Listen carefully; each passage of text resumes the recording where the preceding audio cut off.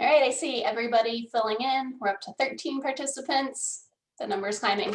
So I'm Sarah Doley. I'm in the plant science department here at Delaware Valley University. And I'm just waiting another minute for people to fill in.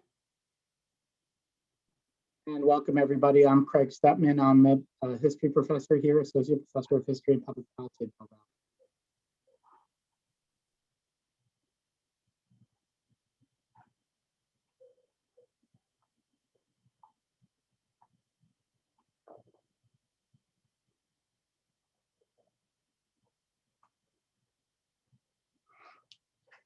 All right, so I have, oh, no, people are still, I guess folks get loaded in one at a time once we open the door.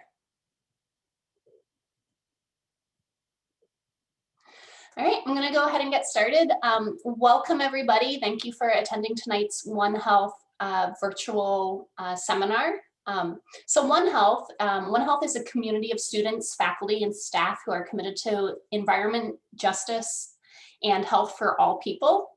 One Health is a multidisciplinary approach that works locally, regionally, nationally, and globally to attain optimal well-being for people in society, the environment and plants and animals. Together, the three major components make up the One Health triad. The well-being of each is inextricably linked to the others in the triad. And so we need to maintain the health of the people in society, natural plants and the plants and animals in our agriculture systems and the environment. And when one of those is out of balance, it affects the others. So we have that educational component and the outreach component. There's also a little bit of research. So what we do at Del Valle is we have free and open lectures at least once a month during the semester. Yeah, and so tonight's speaker will be introduced a little bit later, but thank you for coming to our One Health seminar tonight. If you don't have time to listen to the whole thing, they will be recorded. If you have questions during the seminar tonight, you can click on the Q&A icon that's at the bottom of the screen and type in your questions, and we'll have a Q&A session between different sections of the talk tonight. You can also chat with other participants or with the presenters, so enjoy the show.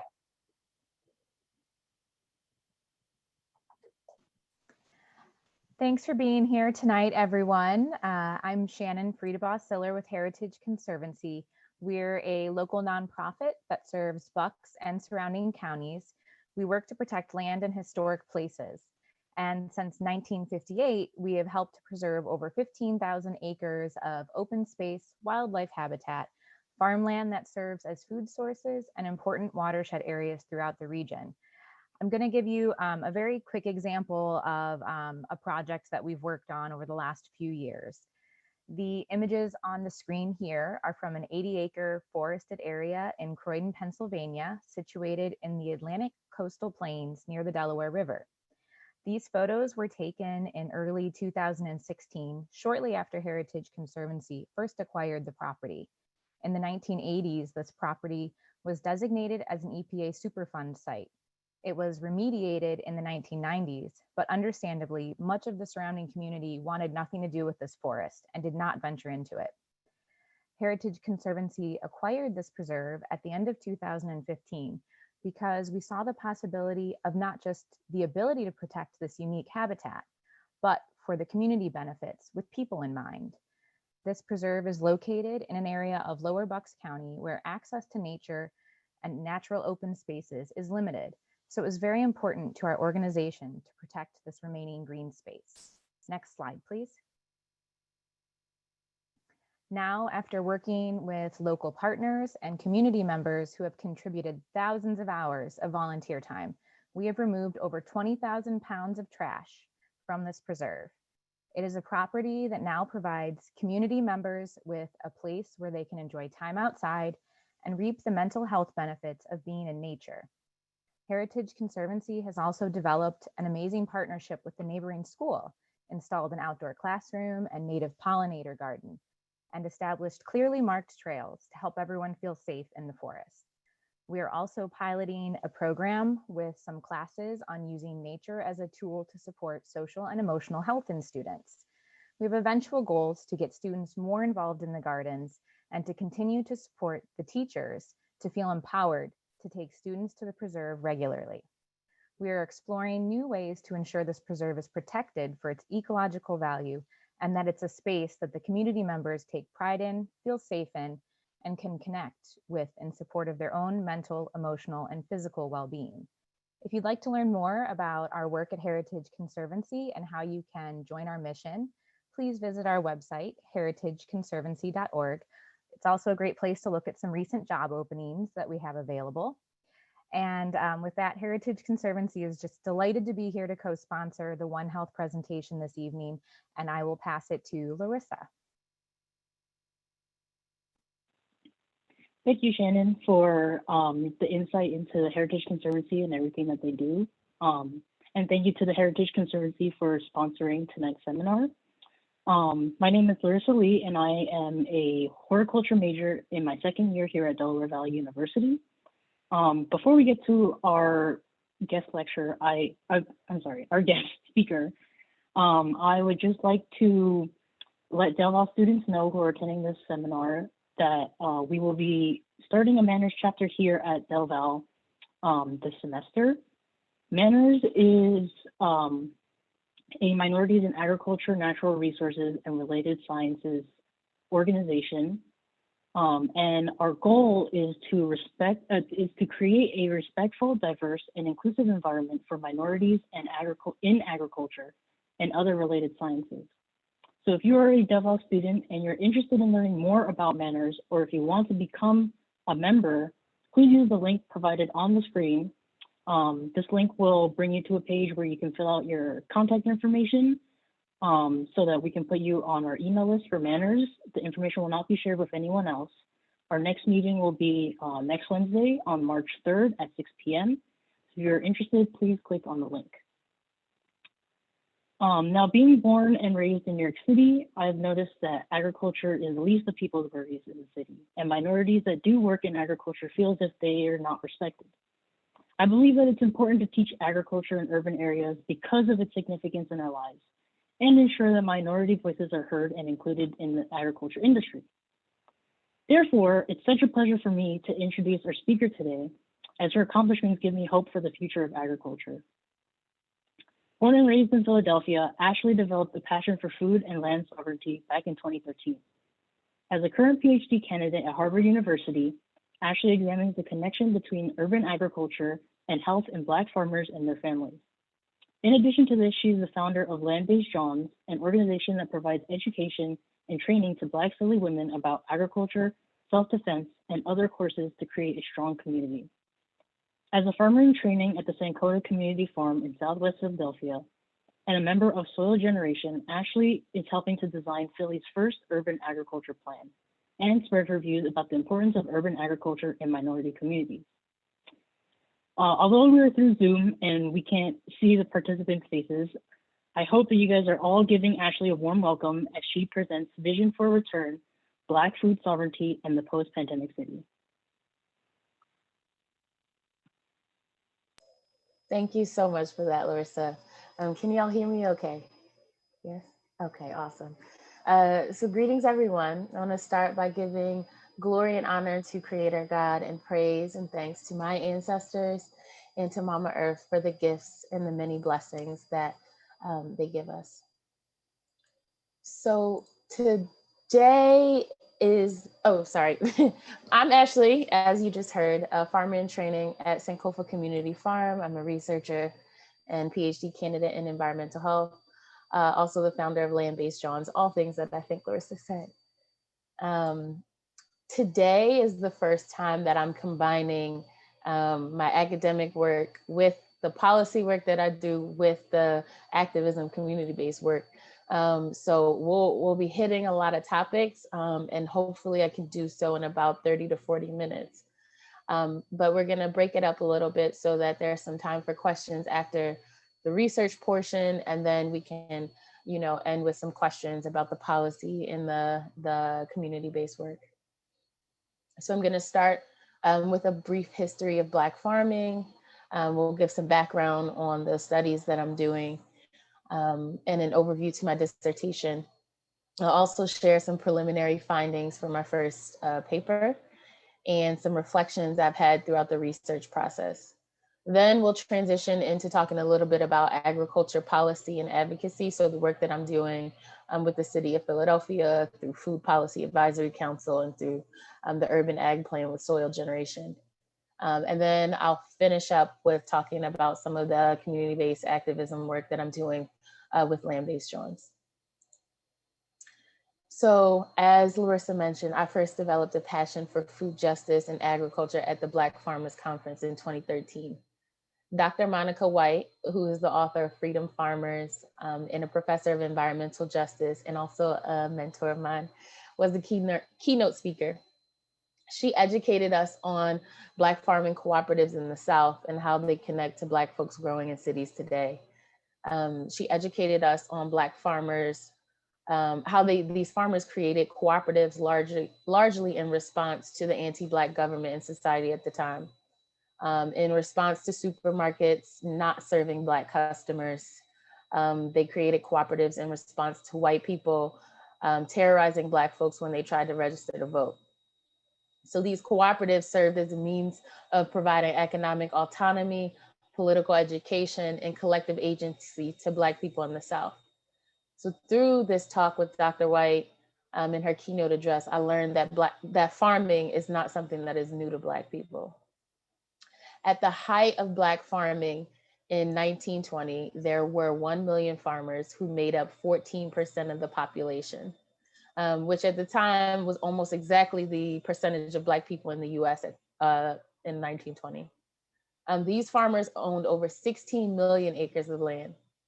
But over the decades, white terrorism, Jim Crow, and increased industrialization in northern cities drove many Black folks to leave their homes and their land and their communities in the South to move to places like Philadelphia, Baltimore, and Detroit. So much so that from 1910 to 1997, Black farmers experienced between 80 and 90% theft of their land, while white folks experienced only about 2% land loss during that same time period. And from 1920 to 1997, the number of Black farmers declined by about 95%. It's worth noting the number of farmers declined across the population, but the most dramatic declines we saw were among Black folks. Today, there are about 45,000 Black farmers in the US, making up only 1% of the farming population, and they own about 3 million acres.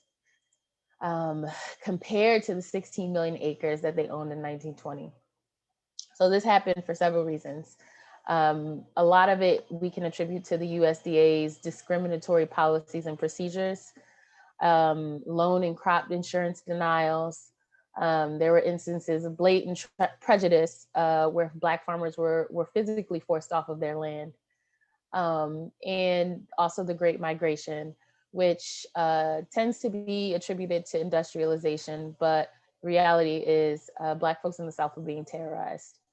So oftentimes they left in search of a life where they weren't terrorized.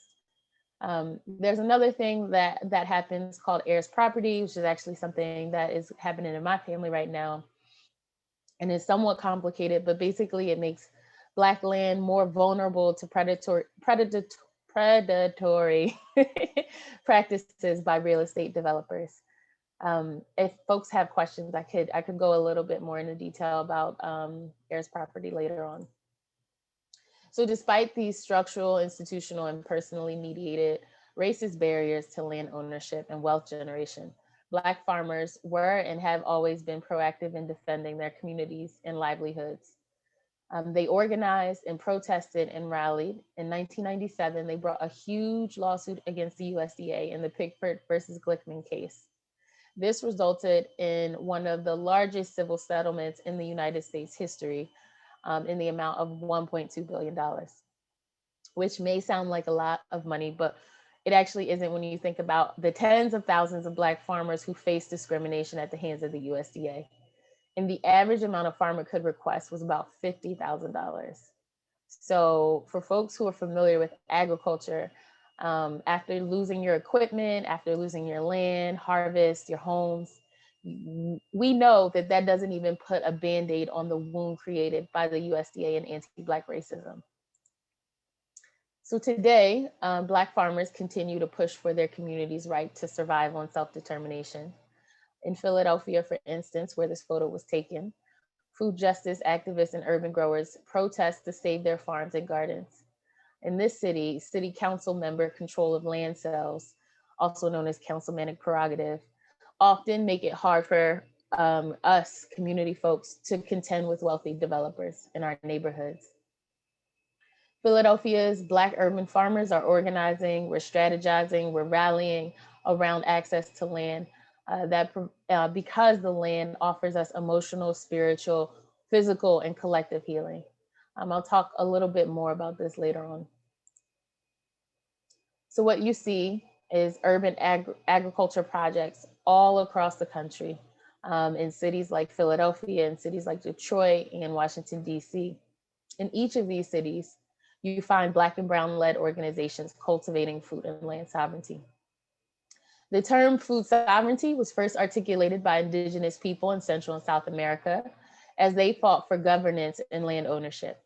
And to me, food sovereignty means that individuals and communities actively participate in and have control over their over our food system and what goes in our bodies.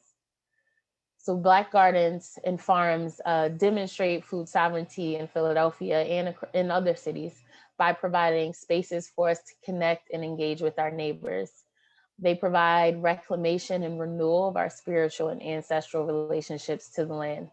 They promote physical activity and offer potential benefits to the microbiome.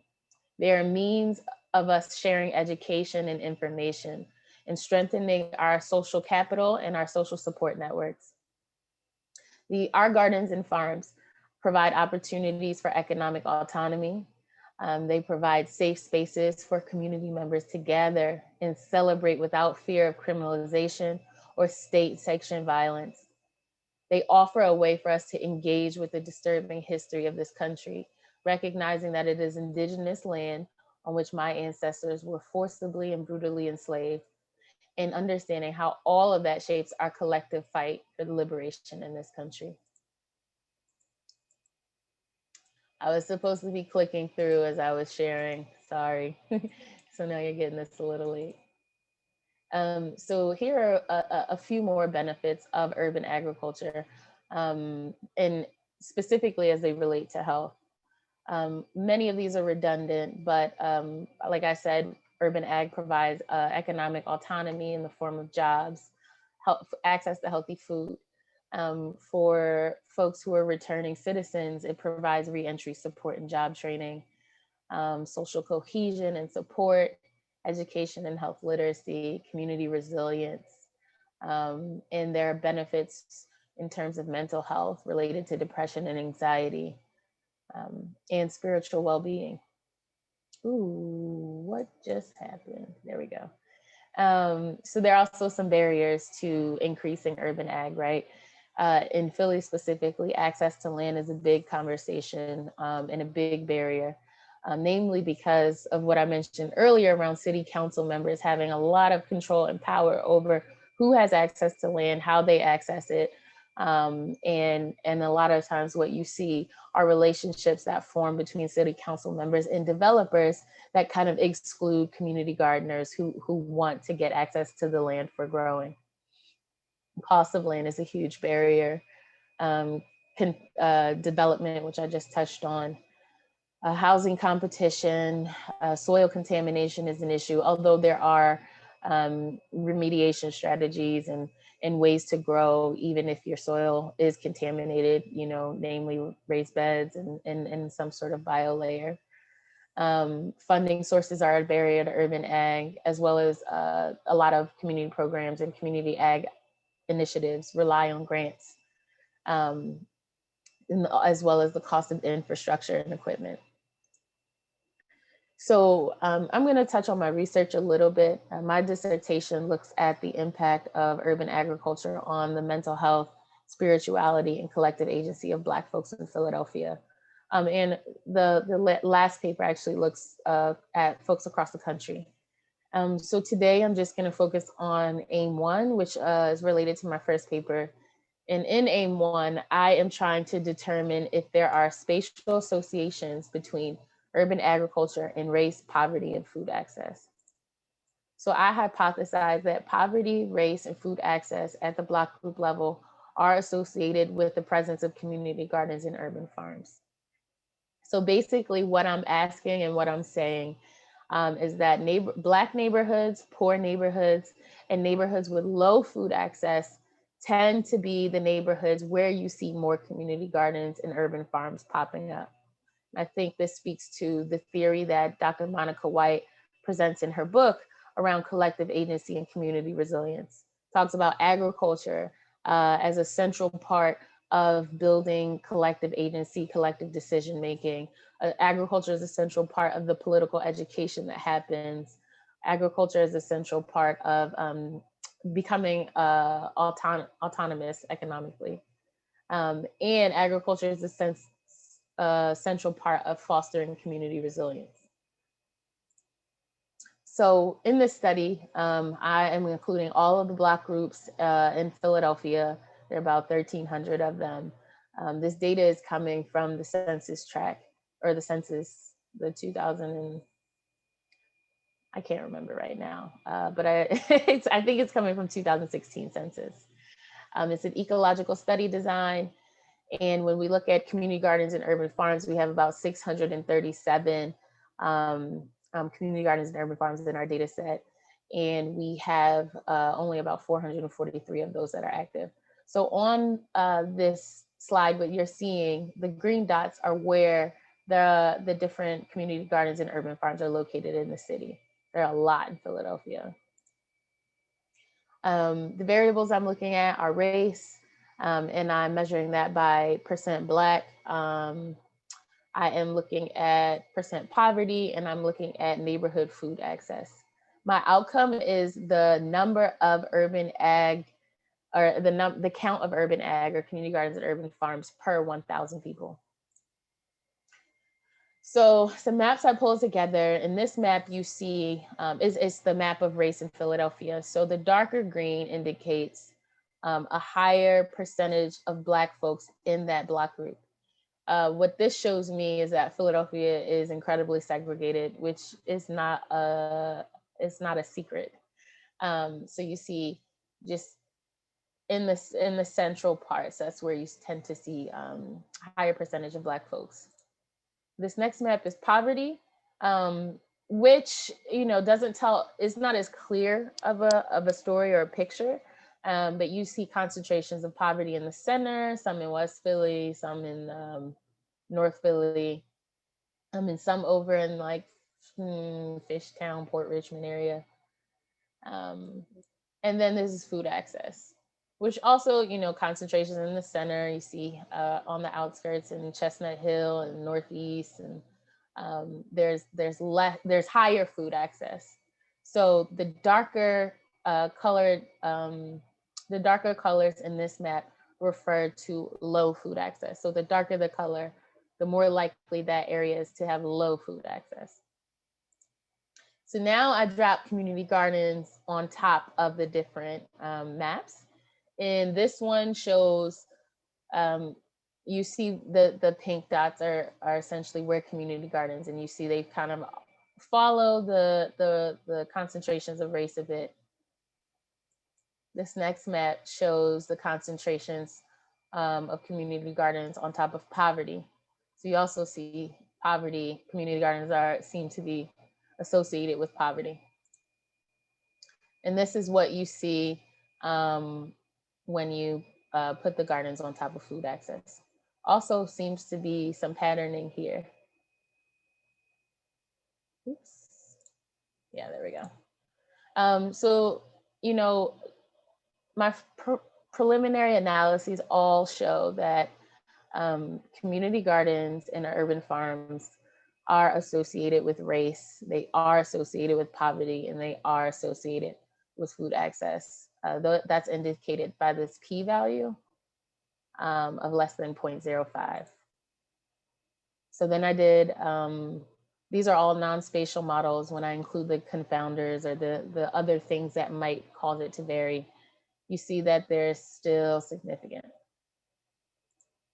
And then because I'm looking at census tract data or census block group, and you suspect that there may be some like spatial autocorrelation, I ran spatial models to assess the relationships. And when I run the spatial models, both race and poverty are still significant, but food access is not.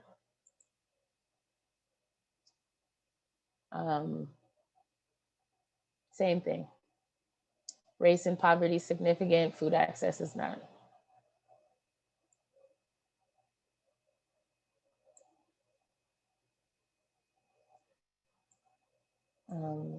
So some reflections that I have in doing this research is that it's incredibly important to build relationships so that you're asking the right questions. These questions that I had, I initially started with a certain set of questions. And I brought those questions to my comrades and to my friends who are doing grassroots work in Philly.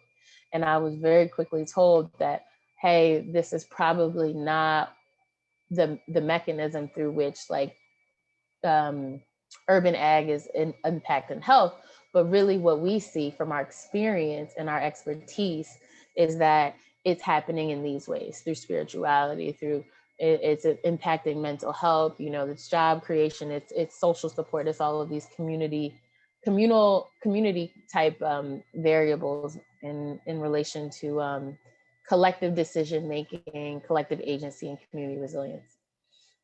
I want to stress the importance of centering community voices and not centering our own voices as academics and researchers. The importance of, for me, recognizing myself as also a part of the community. I'll touch on that a little bit later when I talk about land-based drawings. I also think it's important for us to think about the implications of our research. So what kind of questions are we asking, and why are we asking these questions? Are these questions just for the sake of getting published, or are these questions that are actually going to help and support the communities that we care about? Community-based scholarship is really important in scholar activism. You know, when I first started out, I was told in my PhD program that I had to choose, that I couldn't be both a full-time scholar and a full-time activist. And I rejected that. I'm like, you know, I'm a part of the community. The reason I'm doing public health is because of my parents and my family and what I've seen them experience. So I'm very much going to be doing both and.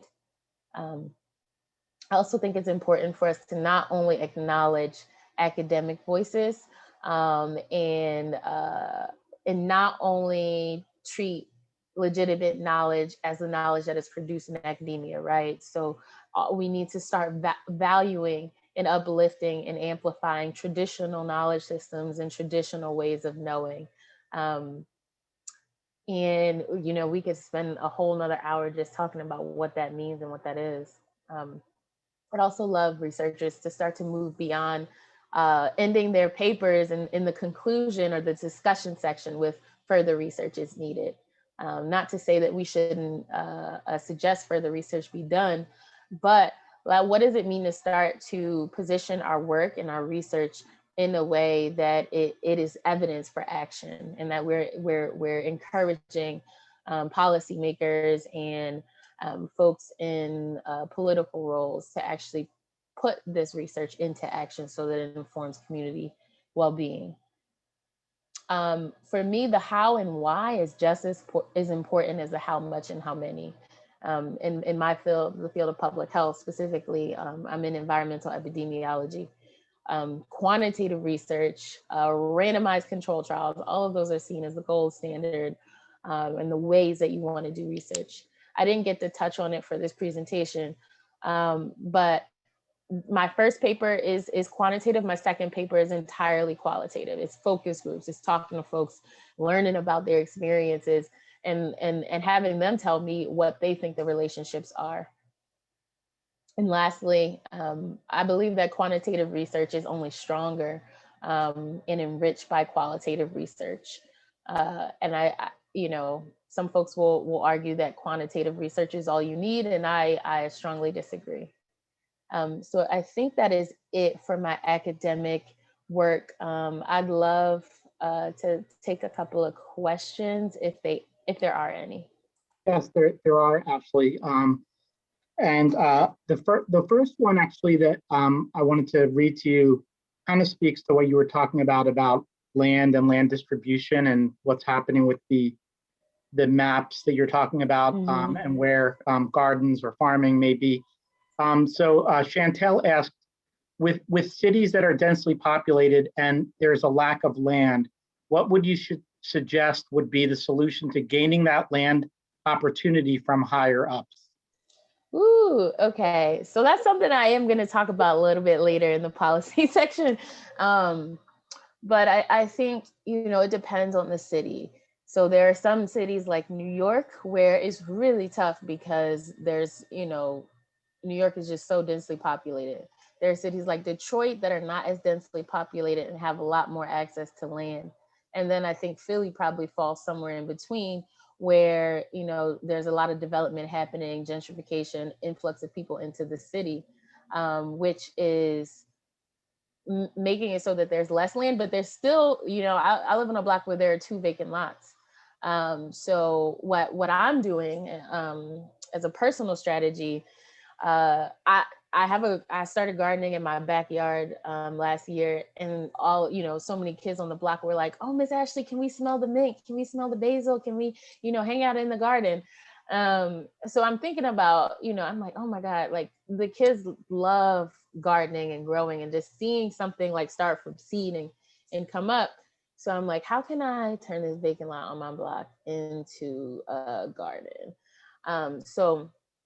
And I don't know if this strategy works for everybody everywhere, but in Philadelphia, if you search Philadelphia public property, you'll public property records or something like that, a tool will pop up where you just put the address in and it'll tell you who owns it, and give you some contact information. So I did my digging. I'm a researcher by training, and found out who owns it and contacted that person and told them, what I was interested in. And, thankfully they were supportive and were like, yeah, let's figure out an agreement. I don't plan on selling it anytime soon. So, that's kind of where we're at. But, then that begs the question, why are there people buying vacant lots and on blocks and just sitting on them until they reach a certain profit? So in short, there are some strategies around like, vacant lot growing or growing in small spaces, container gardens, stuff like that. I hope that answers your question a little bit. The land thing is really tough, especially here, because there's so much power. It depends on where the power is concentrated in your city government. Sometimes it's concentrated more with the mayor. Sometimes it's concentrated more with city council. Philly is a very city council heavy city. And unfortunately, there's still a lot of like shadiness and kind of corruption in our city government that makes it hard for folks to get the answers they need. You see any other research-oriented questions out there, Sarah or Larissa? Or have any of your own? One myself, and I see one that just came in. I really like your graphics, your maps. Those were it told the story very well. Can you do those over time? When did it become popular to have community gardens in the Black neighborhoods and in the poor neighborhoods? Because we see so much positive impact from those. And do we have to wait to see that impact realized, or is the impact just not measurable by poverty level? What other? Yeah, well, such an interesting question. So from an oral history standpoint, I know that when there was a lot of disinvestment, disenfranchisement in the city around the 70s, I think it was when, some of those industries left, that's when you started to see a lot of abandoned buildings and vacant lots popping up. And what you also saw was community members not being okay with it and just kind of like what is called guerrilla gardening, just starting to grow on those properties. So there are folks in the city who've been growing on plots for like 20, 30 years. The challenge is you still technically don't own the land. So what happens is, now that the city is development, folks are coming back out the woodworks after they left 20, 30 years ago. And they're like, this is my property. So you see a lot of threatened gardens is what we call them. And folks kind of like trying to figure out, how do I keep this garden that I've been, growing on for however long. So but that's not actually an answer to your question.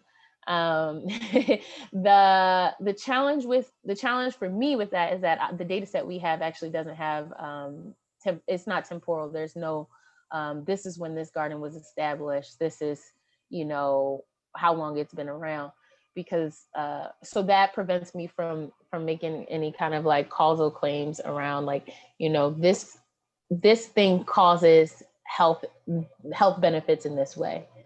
So really what I'm just looking at, and I do need to be clear about this so folks don't like misquote me, I'm just looking at associations between where gardens are and, what the neighborhood demographics are, and putting my own kind of like understanding to it based on the conversations I've had with folks who've lived in this city all their lives. That makes sense. Thank you. Mm-hmm. We do have a research question that just came in, kind of a little more research oriented about the IRB. Yeah. In general. Said, Tessa mentioned, how did you deal with the IRB and address the question of scholar activism? I'm sorry, what's the latter part of that question? Address the question of scholar activism and dealing with an IRB. Oh, okay. Yeah, I got you. So you might need to explain what an IRB is too for some of our viewers who don't do research. Yeah, the Institutional Review Board. Maybe you could explain that. Mm-hmm. So the IRB is, every university institution has one. It's basically it stands for the Institutional Review Board. You have to go through them if you're doing research with human subjects or animal subjects. Basically, you almost have to go through them for every single situation. And even if you don't need IRB approval, you need their approval to say you don't need their approval. I think the question around scholar activism will kind of really come into play with my second paper, for which I have not yet applied for IRB approval yet, right? So I'm going to be doing focus groups where I'm like literally using the information that comes out of those that I receive from folks to inform how I ask the questions and how I design the rest of the study. So for this first paper, it's an exempt paper because I'm using publicly available data. All of this is like census tract stuff and garden data stuff, and there are no human subjects involved. But I can let you know how it goes once I submit it. Good luck with that. Thank you. We have a question from Lindsay that hopefully Craig or Ashley will be able to speak to. How do you see the land bank system functioning with the growing interest in the urban ag in Philadelphia? What has been your experience with the land bank, and what, if anything, would you change with the system to acquire land? I'm sorry that we're moving probably into your policy section. Yeah, we can hold off on this until the end too. We're gonna have a lot of overlap. We're gonna have a lot of overlap, so it's really up to you whether you want to address that now or we'll continue to have this. Let me touch on the policy a little bit because that's a great question, but I'm sure there are some folks who are like, what are you talking about? And I want to give a little bit of a background for that work. And then one more question just to keep in the background. We don't have to get to it now because we can get back to your talk. But coming in from Robert, is racism as big of a problem today with land owning as it was before the landmark 1964 Civil Rights Act? Okay, we can cover that in the land-based notes presentation. Okay. And there was an easy-ish question that came in for people from this area. Can you explain what Johns is? Yeah, I was like, we could also explain that during land-based Johns. Okay, so Johns is a Philly slang word that kind of means anything and everything. So I don't know, like I could call, if I'm referring to asking somebody to pass me my phone, I'm like, can you bring me that John? Similar to New York, joint, like how folks refer to joint, or I think in DC they say like jaunt, different variations of the word. In Philly it's John, and it just means anything and everything. So, oh, in the context of land-based Johns, it's just referring to like land-based people. But it's specific, I'll get to this later, but the land-based Johns work is specifically for Black Philly women and Black non-binary folks from Philly. So like, you're not going to be a John if you're not from Philly. You know what I'm saying? So that's it's kind of like a play on that. Yeah. And Okay. I think that'll be a good segue into your policy. Maybe. We'll try to get to more questions later in the session. Okay. So yeah, Philadelphia is an interesting city. There's, like I said, there's a lot going on, or there has been over the past few decades around like disinvestment in certain neighborhoods. And now that folks are moving into the city, you're starting to see a little bit of reinvestment in those neighborhoods. I think Philadelphia is interesting to look at in terms of, in terms of the research that I'm doing, because of the policy work that is happening here. So I mentioned earlier that city council has a lot of control over what happens with land.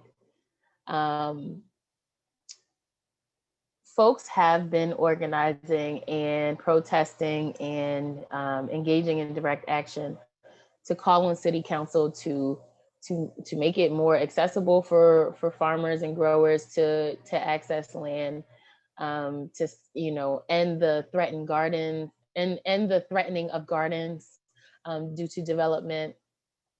What else has been happening? A lot of this has been happening over the last 10 years or so. And I think it was 2016, there was a hearing that happened. And city council, was this in 2016? I might be getting my dates mixed up a little bit, but there was a city council person who claimed, you know, urban agriculture is not a constituency. That might have been recently. Actually, sorry, don't quote me on the dates, but this quote was made by a city council person. Urban agriculture is not a constituency, as sort of like a justification for why city council doesn't need to focus on urban agriculture, or like that's just something that is not really important. So a lot of the work that I'm doing is with soil generation. The advocacy work that I'm doing is with soil generation. And soil generation is a Black and Brown led coalition of farmers and growers in Philadelphia. And we are working in collaboration with an urban planning firm, Interface Planning Studio, to design Philadelphia's first urban agriculture plan, or urban agriculture comprehensive strategic plan, whatever you want to call it. So in the call for proposals, when that was put out, there was a strong emphasis placed on the importance of planning firms having a community partner and doing some sufficient community outreach. So through this process, we at Soil Generation have really been able to push and advocate for a plan that centers racial justice, economic justice, culture, sustainability, and history. We are trying to design a plan that acknowledges the sacrifices and ways of knowing and the wisdom of our Black, Lenape, and immigrant ancestors, the sacrifices that our Black, Lenape, and immigrant ancestors have made. So what that looks like is producing this document that will essentially inform city council, inform the mayor's office around how to draft policy that is related to urban agriculture. So we're making a clear list of recommendations. The interesting thing to see will be how it's implemented and if it's implemented. Yeah, so that plan, the Philadelphia's urban agriculture plan, is called Growing from the Root. So in reference to the urban agriculture is not a constituency comment, I love to show this slide, which was our first public meeting for the plan back on December 2nd, 2019. We had over 300 people in attendance, and this is just before COVID, so you know nobody had on a mask back then. Yeah, and it was you know, I think it was a real testament to urban ag is a constituency. There are a lot of people who grow in this city who care about, you know, having access and space and resources to grow. And this is not even all of them, right? There are people across, there are elders across the city who couldn't make it. There are people who grow in different capacities who couldn't make it because this meeting was held downtown. You know, there are accessibility challenges too. And what we were told is that this was one of the largest public meetings in the city, in the entire city's history. So I think one of the things that I really want to highlight is what COVID-19 has shown us and what 2020 has shown us, that the food system, our current food system, was not designed with poor folks in mind, with Black and brown folks in mind, with Indigenous folks in mind. That we have a deeply flawed food system, and folks have a strong reliance on grocery stores and food reaching their plates, and not knowing how food reaches their plates, I'll say. So what I've discovered, you know, through this article that I wrote, through the request for like podcasts and from talking to folks, family members, friends, comrades, is that there's a real demand and curiosity for growing your own food. And that people, especially Black people across the board, have been leaning into what it means to be self-reliant and self-sufficient. What does it mean to know how to care for yourself and protect yourself? What does it mean to know how to care for and protect your family, your community, and earth? So these kinds of questions, these conversations, and some other forms of inspiration are what led me to start Land-Based Jones. And Land-Based Jones is an organization that provides training and education to Black Philly women and non-binary folks on agriculture, self-defense, carpentry, and land-based living, all through the lens of self and community healing. So I'll touch a little bit on, you know, the inspiration, what we have planned, and some of our long-term goals. And then I think I'll be able to wrap up. So our goal at Land-Based Jones is to support the different types of healing that we want to see in Philly. So healing from the wounds of white supremacy, healing from the trauma of white supremacy, healing in our relationships with each other, healing in and through spirituality, healing in our relationships with the land and earth. We work to support Black women in developing the tools and skills to be self-sufficient and build self-sufficient communities, with the eventual goal of expanding to all women of color. When I use the word self-sufficient, I mean self as in the collective self. The collective self of Black folks who are living under racist, capitalist, and oppressive conditions. So as this slide says, we're focusing on deepening our connections to the Creator, to Earth, to our ancestors, and to each other. We are providing tools to strengthen our communities. We are focusing right now on Black women and non-binary folks, and eventually we hope to include folks of color. So I love this quote from Parable of the Sower. I believe it speaks to the work of Land-Based Jones and our goals. It says, create no images of God, except the images that God has provided. They are everywhere, in everything. God is change, seed to tree, tree to forest, rain to river, river to sea, grubs to bees, bees to swarm, from one many, from many one, forever uniting, growing, dissolving, forever changing. The universe is God's self-portrait. So much of the information, or much of the inspiration for Land-Based Jones came from Parable of the Sower and Parable of the Talents by Octavia Butler. I believe that Earthseed embodies so many of the elements of the community that I envision for myself and for my family and my loved ones. To me, Octavia Butler laid the foundation and put forth a roadmap for how we survive and how we heal, how we thrive, and how we rebuild. And when I read that book, the phrase or saying I constantly heard that I eventually adopted as my motto was stay ready so you ain't got to get ready. And that's not to say that we should be living under fear and anxiety, but just that we should always be prepared to the best of our abilities for whatever may happen. So for me, the inspiration and motivation was not only with Parable the Sower and Parable the Talents. I also spent a great deal of time last summer reading about the Combahee River Collective, learning about Mama Fannie Lou Hamer and the Freedom Farm Cooperative that she started. I spent time learning about the Black Panther Party and their work, as well as the MOVE organization that was based in Philly, and that was brutally, their block was brutally bombed by the police department and the State Department, or the State Police Department. So much of this inspiration and vision for this project also came from my family, from my ancestors, from what I witnessed them experience, and from the values that they passed on to me. Values of family, values of relationships, importance of laughter, and keeping it all the way real. I also saw and walked with my parents through heavy grief, through disability, through pain, through systemic racism, through poverty, and through food apartheid. My parents and many of my ancestors didn't have access to the resources and the tools that they needed for their minds, their hearts, and their bodies to heal.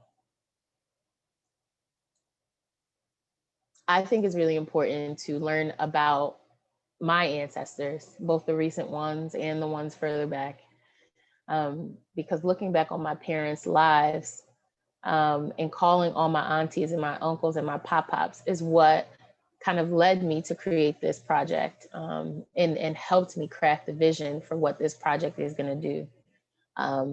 This project is about self-determination. It's about agency, collective agency. It's about healing and well-being mentally, physically, spiritually, and all of the different ways that we experience healing.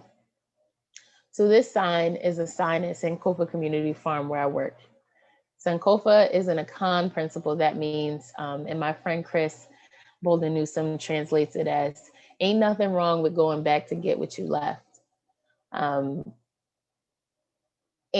practicing Sankofa for myself, facilitated by being on the land, has helped me to really realize the calling to start land-based drawings in pursuit of deeper relationships with the earth, not just for me, but for my family, for my friends, for my community. So our content pillars at Land-Based Drawings are land-based living, and we think about that as living in connection with the land and in deep relationship with the land. Self-defense, being able to protect our bodies, our minds, and our communities. Food sovereignty, which I defined a little bit earlier, thinking about how we learn to grow food, how we start to grow and heal ourselves through growing food, and rebuilding. And I think about rebuilding as building raised beds and rebuilding our relationships with each other, with the earth, and within our communities. I think sometimes, and when I think about these content pillars, systemic racism gets in the way of Black folks achieving these things. So another large, I'd say, motivation for me to start this project was a response to the racial justice protests when several white supremacists entered crowds and shot protesters. So, that was a really terrifying time for me. And I started developing all of these skills because that is what helped me to experience joy, what helped me to experience healing, what helped me to start to foster self-determination for myself. And from conversations I was having with people, I realized, I was like, oh, maybe I should find a way to share these skills, this knowledge, and these spiritual practices that I've been developing with other folks. Because like I said, there's COVID and 2020 just showed us there's a real hunger and demand and need for these types of skills. Ooh. Yeah, okay. So I'm gonna go over our short-term goals really quickly, and I think I'll be done in about 5 or 6 minutes. Mental health is a big part. Mental health and well-being is a big part of the work that we do. So each workshop kind of has a mental health component, or each topic has a mental health component and a more kind of like a physical skills-based component. We had our launch, Land is at the Center, was a webinar last Saturday where we heard from an intergenerational panel of Black women who talked about their experiences learning to grow, talked about the connections between Black folks and spirituality and land and agriculture. The second topic in the series is self-defense, which we'll hit on in March. We'll be learning some combat strategies in terms of, like body combat. We'll be doing some body mind centering, focusing on what is the connection that we have between our mental bodies and our physical bodies. We'll be doing a gardening and growing workshop where we're just literally hands on the earth and our heart in the soil and teaching people how to grow. We're doing a raised bed workshop. We're going to be teaching participants how to work with power tools and wood and build a raised bed. And then we kind of, we end it with land-based living, which is a culmination of everything we covered. And we'll be talking about, how to build a fire, how to filter your water, how to find and secure and build shelter, things like that. Oh no, I did it again. Sorry, y'all. Here we go. So then after the Skillshare, we're having a celebration dinner. And most of the crops featured at the dinner are from the African diaspora, and many of the crops will be native to the continent of Africa. So this is my effort at reuniting African Americans, Afro-Caribbeans, and West Africans to foods that have cultural and spiritual significance for us. I believe in the power of food to heal our bodies and the power of food and farming to connect us to each other, to our ancestors, to Creator, and to Earth through ritual, care, prayer, and spirit. And much of this I've learned through my experience at Sankofa Community Farm in Southwest Philly. So land-based, these workshops are being offered to participants at low cost or no cost because it's really important to me that that cost is not a barrier to folks. But they're also pretty expensive to run. The value of the workshop is about $2,000 per person. So we're still doing some fundraising, and we've raised $65,000 since October through grants and through crowdfunding and donations.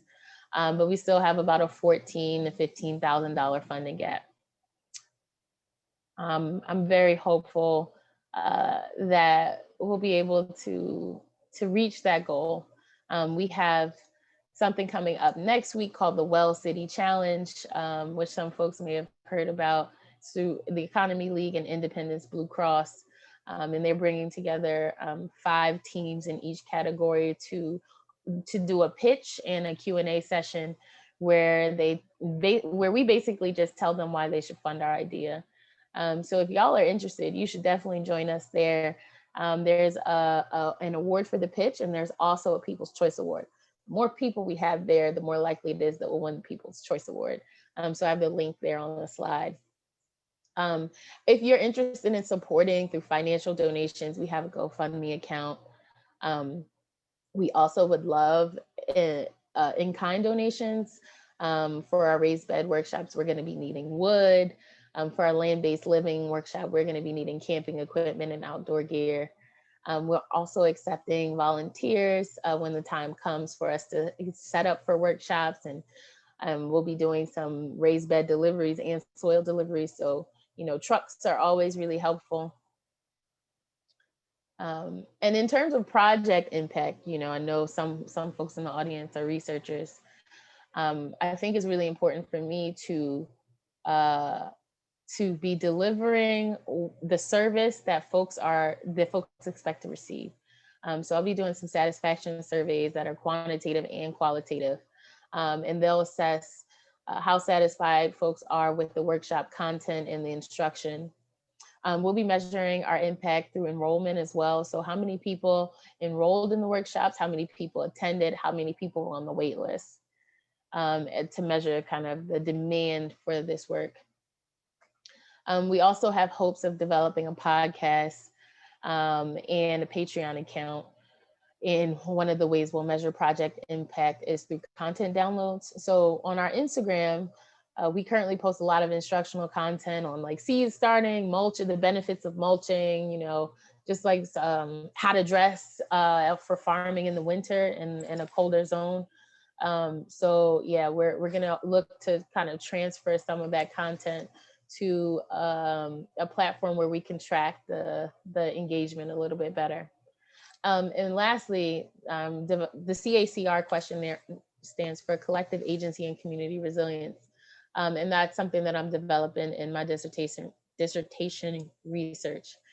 As I mentioned, Dr. Monica White created or developed this theoretical framework of collective agency and community resilience, which from my experience is very much how part of the role that agriculture serves in Black communities.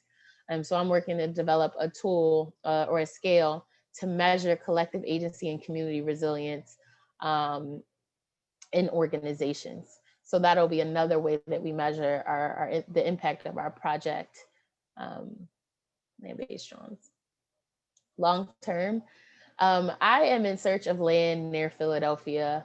Ideally, we would be able to find 15, 20, 30 acres where we can really develop an agriculture and education training center, where we can offer retreats to Black women and women of color and non-binary folks, where we can offer educational field trips to youth from the city of Philadelphia.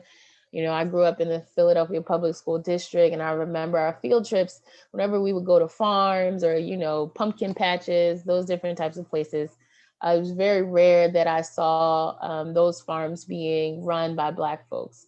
I think it'd be incredibly impactful and empowering for folks in the school district to go to a field trip at a Black farm, you know, by someone who also went through that same school district. And as I mentioned, we're also interested in developing this podcast. A lot of people have reached out to us saying that, hey, y'all should start talking about and sharing about what you're doing on a podcast. So I just want to emphasize the importance of partnerships and relationships. None of this work is meant to be done alone. I could not have launched Land-Based Johns or crafted the vision without all of my community partners, without my friends, my family, my comrades, and folks who have believed in the vision from the beginning.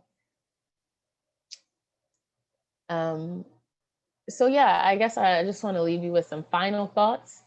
For me, it is through the lens of Black agriculture, through the lens of resistance and anti-capitalism, that I understand the concept of food sovereignty. And it is through this lens that we can consider the full food supply chain, from seed to soil, to climate, to laborer and nurturer, and all the other processes that happen in between when food is harvested up until when it ends up on our plates. My vision for Black food sovereignty in the post-pandemic city is in many ways not new at all. It is the return to many of our ancestral and cultural practices around agriculture. It is beyond just growing food and eating good food. My vision for the post-pandemic city is for people to return to living in deep and right relationship with the land, caring for and nurturing her. A return to what our Black and Indigenous ancestors knew was integral for our survival and for the balance of our ecosystems. So I invite all of us to acknowledge the sweat, the labor, the tears, and the blood that Black and Indigenous people have shed over centuries to cultivate earth, to tend to the land, to build societies, and produce food to feed millions of people. They did it, and we do it for the generations coming after us, so that our young people will be a little bit closer to freedom and liberation than our generation was. If you're interested in connecting with us, please You can do so here. And with that, I think I'm done. Thank you. Thank you very much, Ashley. I think we're going to return to a few of the questions that we left off with. And we also got a few research questions again, too. So one that I think wasn't talked about the last time, but one of the ones that Sarah had brought up, I think she brought up several, and we'll go through all of them here. We have just so many great audience questions.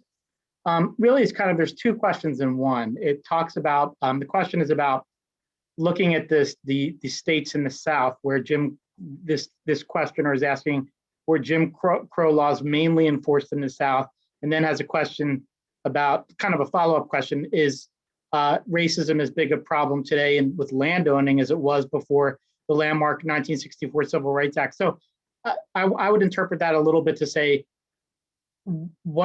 how far have we come or not come? And also maybe the distinction between the North and the South in terms of not only racism, explicit, implicit, et cetera, systemic racism, but also farming, which is, I think, quantitatively, at least a little bit maybe of an easier answer, just because of the amount of those who were farming in the South who were African Americans, although there were farms in the North. So, I wonder if maybe you could speak to the issue of systemic racism in the North and the South and land owning. Yeah. I definitely, racism hasn't gone anywhere. It's just taken on different forms. And one of the things that I will say is that what you see today is sort of those intergenerational effects of how racism manifested then. And that has resulted in dispossession of land. I think one of the things related to heirs property, which I mentioned earlier, I think ties in here. So what happened when Black folks were being terrorized in the South, left and went, north in many cases, is their property that maybe wasn't passed down through a will. So when property is not passed down through a will, then it just gets split among all the heirs, right? And I think that has definitely resulted in a lack of land ownership among Black folks. So I can speak to the example of my family. My family has land in Georgia, but since it's heirs property, wasn't passed down through a will, all of my great grandmother's descendants are now heirs to that. So this is my grandmom's generation. I think there are like 18 of them. And the reason heirs property makes it more vulnerable to predatory practices is because in some states, all you need to do is turn one person and be like, or as a real estate developer or realtor, I got this person to sell, and then it just becomes easier to chip away at the property. So all that to say is I absolutely think racism, systemic racism, is still an issue. It looks very different. I'm excited, I think, about the legislation that has been put forth around the Justice for Black Farmers Act, which is hoping to restore some of that land to Black folks. I would not be being honest if I didn't say that I think it's a complicated situation whenever we talk about land ownership, because so much of the land that we all live on, all of the land that we all live on, was stolen from Indigenous folks. So for me, I personally don't really subscribe to the concept of land ownership, especially if we're not having a conversation about how we return land to the original peoples of where we are. So I hope I answered your question. Yeah. As a follow-up to that, real quickly, in the American South, other than enslavement, unfortunately, there was tenant farming and sharecropping, right? That was a significant occupation for African Americans after the Civil War. And often not with land ownership, right? But still farming, so still in the farming area of farming. And then I guess a question I would have, and it kind of goes back to what you talked about with West African practices too, is that this is a tradition that is not American as well. I mean, it's American for American Indians in terms of farming, but it's African in terms of African farming. Yeah. So I mean, like, if you want to get down to it, that's the reason Africans were stolen from the continent, is to come because they had such rich agricultural knowledge around caring for the land. They had different strategies for like working with different, climates and stuff. And that is the reason that African folks were brought here and enslaved, so that they could, use that knowledge to work the land here. Because that was agricultural knowledge that European folks, colonizers, didn't have.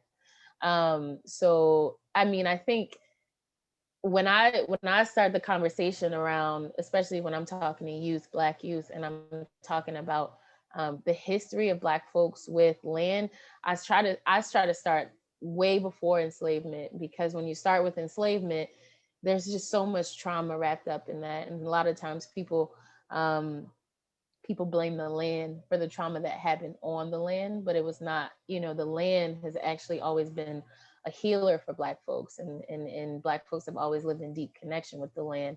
But there's this period, this very, very ugly and disturbing period, where the land wasn't the source of our trauma, but the land was where our trauma happened, right?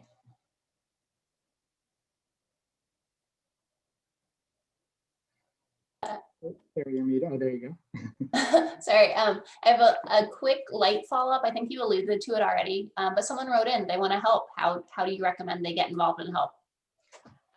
There are several ways. I don't know if I should put links in the chat. We'd love to have volunteers help us set up once it's time for the workshops.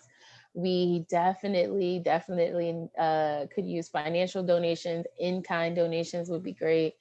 If you have connections to folks who are looking, I know there are a lot of folks, or maybe not a lot, but I've heard of folks who are who have a lot of land, they don't know what to do with, and they're like, we want it to be, we want to support this work. So if you know folks who are interested in being partners, that'd be great. I had a church call me a couple days ago, just one of the members, saying they had some extra land and they were thinking about putting up a vertical agriculture as a way to provide employment for some locals and food for people in vulnerable situations. But the average age of the church members is 80. And there's only about 50 people in the church. So they have the land, they have the heart, they don't have the knowledge, they don't have the muscle. Would there be how do I connect young farmers, young people interested in vertical agriculture with this church out here? Does the system for that exist? I don't know if the system exists yet. Build it.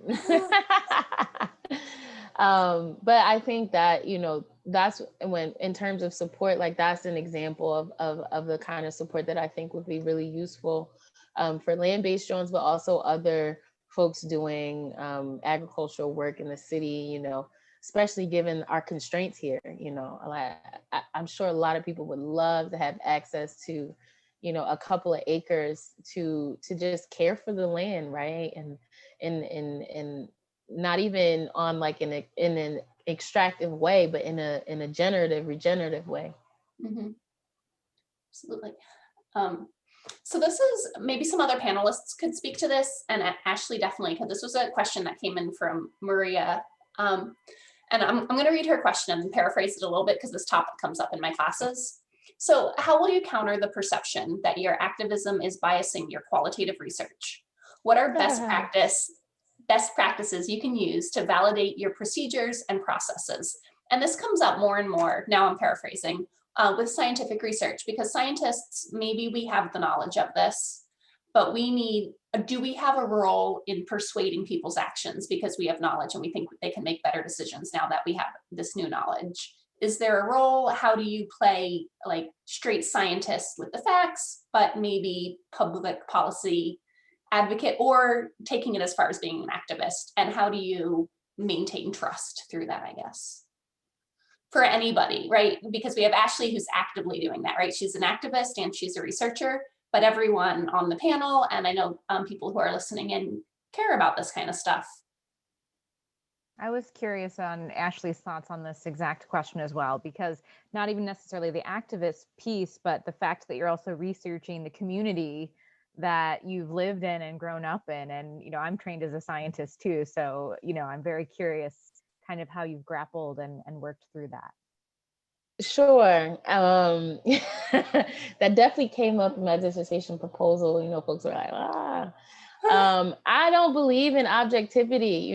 You can preach objectivity to me until you're blue in the face. Nobody is objective, because all of us are approaching the work that we do, what we study, from our lived experiences. It just so happens that my lived experience is different from the folks who have created academia, right? So I think we're already starting at a bias. And what I'm arguing for is that, hey, maybe we'll actually ask better questions, more relevant questions, if we're providing communities and folks from those communities with the resources to ask the questions and the tools and the tools and the skills and the knowledge to answer and study those questions. And the funny thing is, once it happened for me, I was like, of course. When I got the questions from folks, they were like, nah, this is silly. Like, you should study this. And then I was like, okay, got the data for it, blah, blah, blah. And I was like, oh, wow, it's exactly what you said was happening. Like, I think we'd see a lot more of that if we have folks who are the ones who are impacted by this work, or by environmental health. So the ones who are impacted by environmental harms are the ones asking the questions, or at least like informing the research that gets done. When I teach, again, as a white male, and teach history, race, ethnicity, gender, sexuality, whatever comes up, it's history. It's not often something that goes through IRBs, although there is a kind of an overlap with oral histories, and there's been a big to do about oral history association and interviews and IRBs versus kind of keeping it in the oral history field internally with standards and with ethics, but it's an individual kind of set. But what does kind of, I think, cross over with the field of history would be, and not only your lived experience, like you said, Ashley, everyone comes with a bias. You do the best you can to be objective.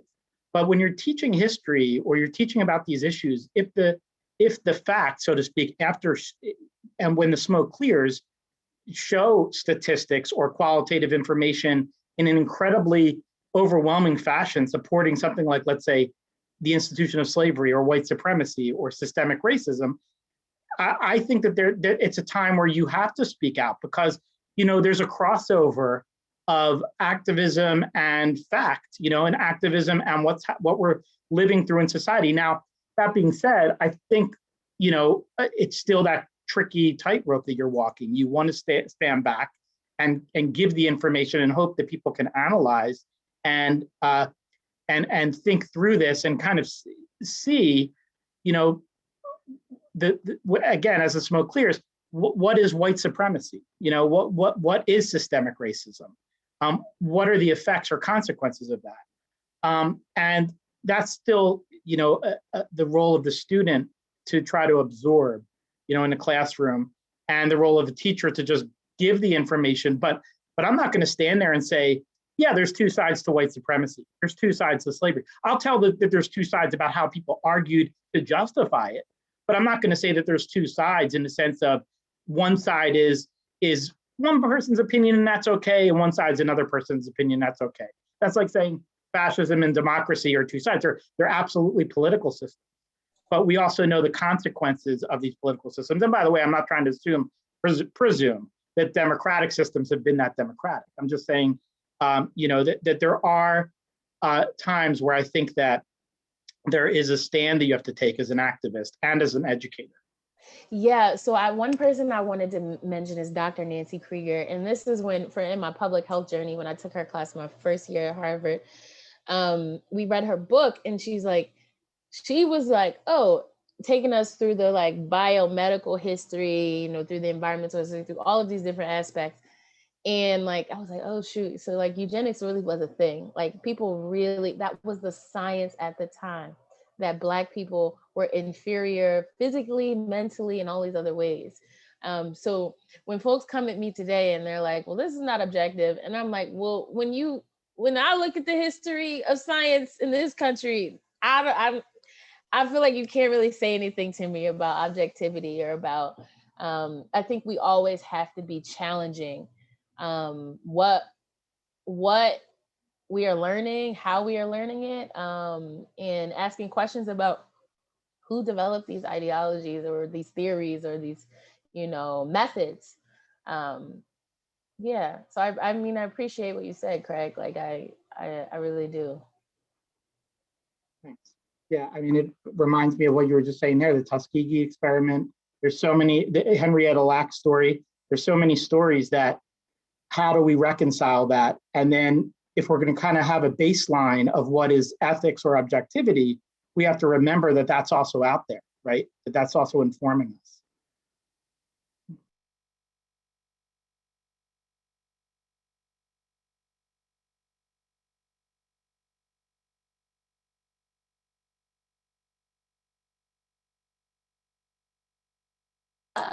More of a practical question, I think, related to urban agriculture.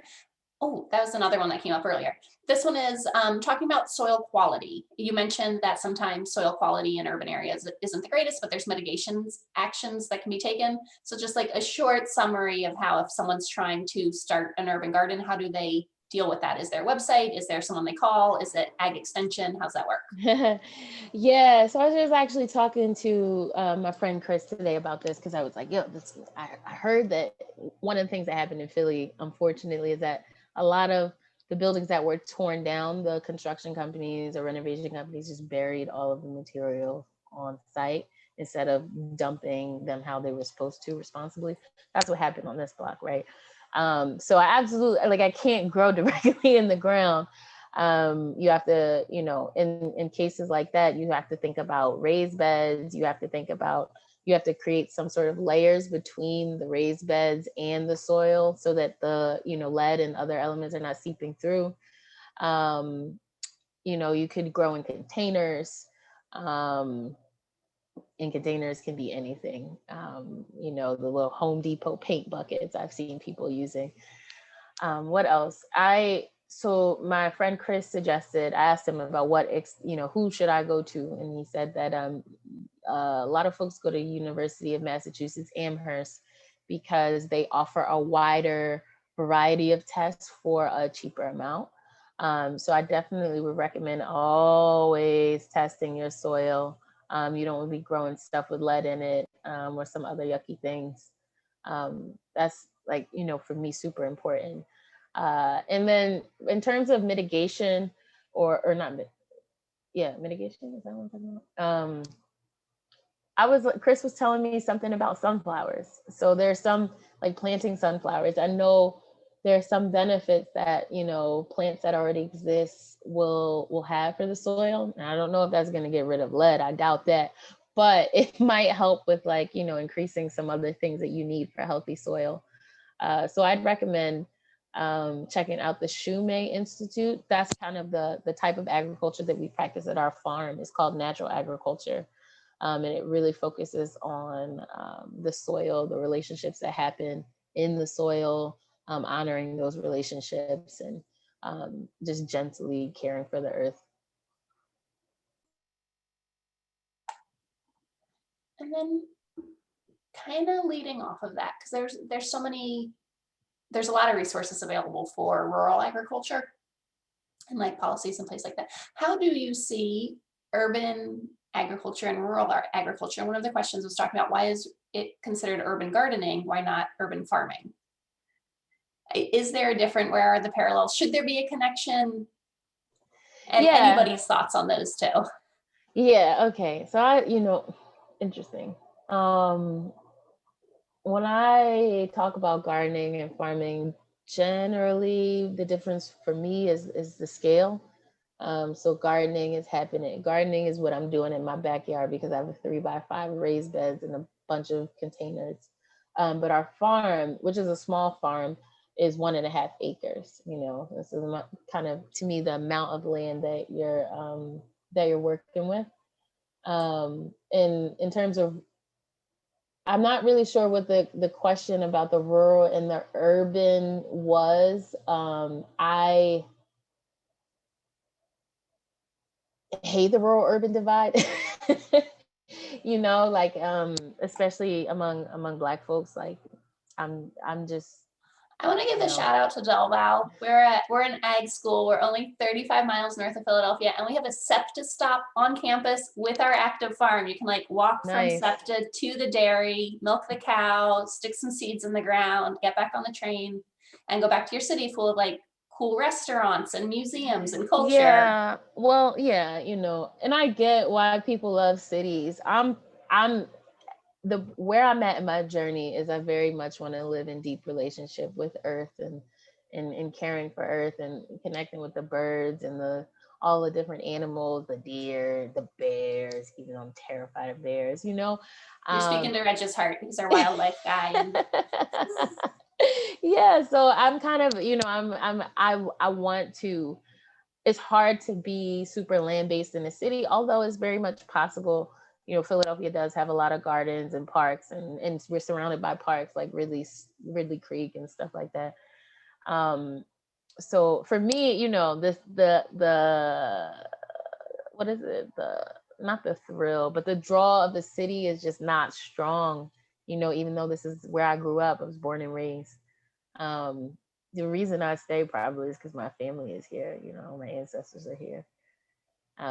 I wish the rural urban divide didn't exist. I wish I think, you know, rural areas don't often get as much resources, you know, thinking about like access to hospitals and healthcare and stuff like that. And I do hope that my work will eventually kind of speak to both of these and like unpack the connection. Not necessarily unpack the connection, but just like learn a bit more about the connection between black rural farming and Black urban farming, because all of it is related. And I think Dr. Monica White does a great job in her book Freedom Farmers and at discussing how we even got to farming in cities, you know.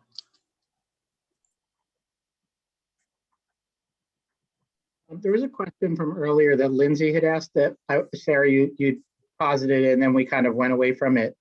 And I think we said we'd maybe hit back at this when you were in the policy section. He asked, how do you see the land bank system functioning? You didn't read this one yet, did you, Sarah? I didn't think you did. no, I previously, but not since Yeah, then. previously, right.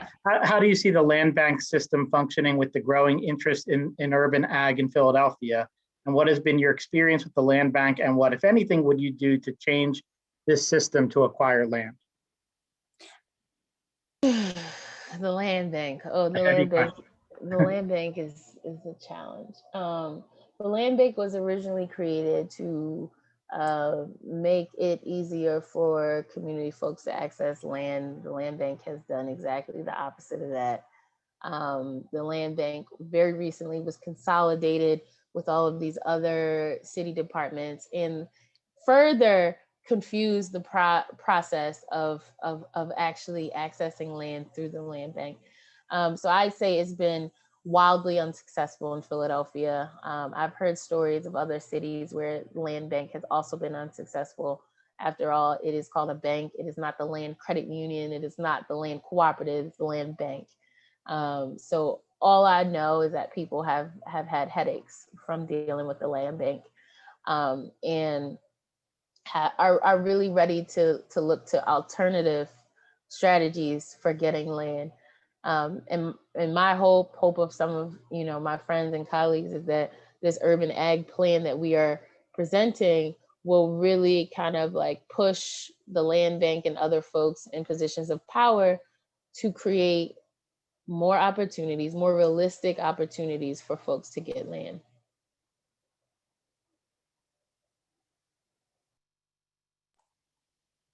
I know we're finishing up on time, but a question came in and I really like these questions. And there's probably some other panelists who can speak to this. From Kayla. When growing non-native species from Africa, is there a concern of introducing invasive species? For the most part, the entire food system in North America is based on non-native species. our tomatoes aren't from here, our wheat isn't from here, corn came out of Mexico. What is native to here, this region? Cranberries, blueberries, and sunflowers came close, but they weren't even quite here. So our whole food system is non-native, and we value and cherish that.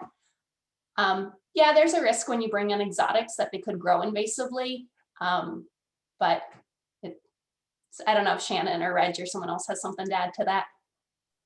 I will quickly say when I'm talking about African crops, okra is an African crop, right? Like black-eyed peas are African crops. Sorghum. We grow sorghum at the farm. Black-eyed peas. Yeah. So many things. Yes, exactly. Coffee from East Africa, right? So when watermelon.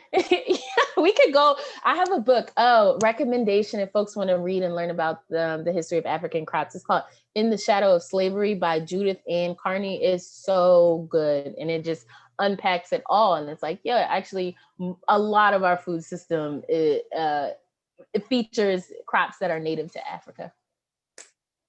Rice, yes, yes.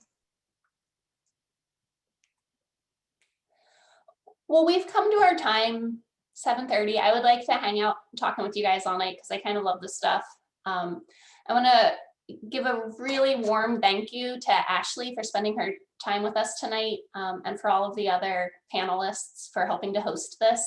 And for the huge turnout of guests, we had 72 people on tonight listening from all over. So we're really excited about this. And I hope all of you have a fantastic rest of your night and support land-based Johns and other agriculture in your area. So we have local agriculture everywhere, building communities and strengthening people. Thank you, everybody.